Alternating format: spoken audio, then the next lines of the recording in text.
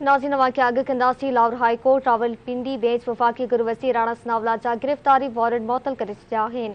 High court Rawalpindi bench justice Sadaqat Ali जी गिरफ़्तारी warrant ख़िलाफ़ दरख़्वास्त ॿुधणी थी।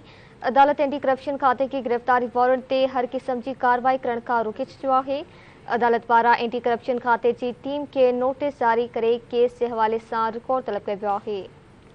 ख़बर के हवाले से नाज़रीन वाक़िया आगाह कंदा जस्टिस सदाकत अली की गिरफ़्तारी वारंट के खिलाफ दरख्वास्त ॿुधणी थी। अदालत एंटी करप्शन खाते के गिरफ़्तारी वारंट ते हर क़िस्म की कार्रवाई करण खां रोके छॾियो आहे। अदालत पारां एंटी करप्शन खाते की टीम के नोटिस जारी किया वियो। केस के हवाले से रिकॉर्ड तलब